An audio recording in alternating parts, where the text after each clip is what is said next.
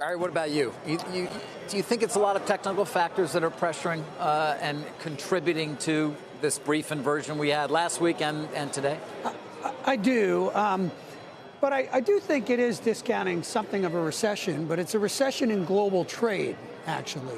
And so if you think about what happened with global trade at this time a year ago, it was quite strong in anticipation of tariffs at the end of the year, and then it hit a wall. November, December, January, it plunged. We all assumed by the time we got to April that you'd get a recovery in global trade. In part, at that point, it looked like we were going to get a comprehensive trade deal with China. There's been no deal.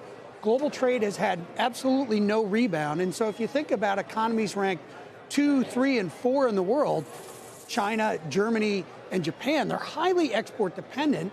What's threatened right now is that this trade slowdown becomes extremely protracted and bleeds into the rest of their economy and drives them into recession. So that still doesn't mean the U.S. goes into one, but it is reflecting this giant dollar shortage and technical factors related to, as Rick said, I think he said that the European curve wasn't inverted. It's, I don't know, subverted or submerged. Right. So, and same is true of Japan. And China's going to find themselves having to stimulate through rate cuts further as well. So this is all, a dynamic emanating from the rest of the world. And the risks are growing for the rest of the world. South Korean exports overnight, pretty ugly. They were terrible, and we're going to get the declines. PMIs tonight. And so if there was much of a rebound in Germany, I think it'd be a bit of a shocker. And yet, Mike, we had a pretty good day in the markets. Yeah. All sectors higher, almost all Dow stocks higher, and hard to believe we're only less than 3.5% off the all-time highs for the S&P. For all the sort of drama, what seems like sea change action going on in global fixed income and maybe currencies, the stock market has been in what right now looks like a somewhat routine pullback. We're still in it. We're still chopping around this month-long range. I would say that absolute level of yields across the curve were up today. So that fits in with the pattern of, okay, if yields are higher, then stocks at least have some clearance to try and recover some of the ground.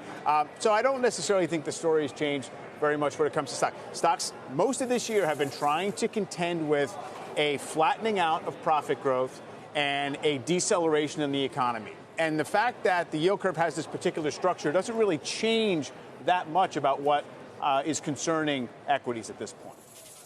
Charles, you spent a lot of the last hour, of course, debunking this idea that some sort of recession is imminent, if at all, in the next, let's call it 12 to 16 months.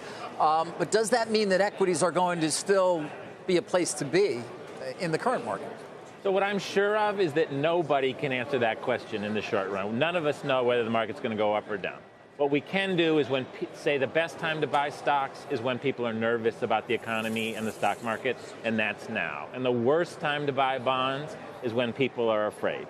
And so we're at levels right now on the 10-year that we've really never seen since Alexander Hamilton issued the first bonds back in 1790s. We have not been below 1.5% on the 10-year, except for right in the middle of World War II and then 2 years ago.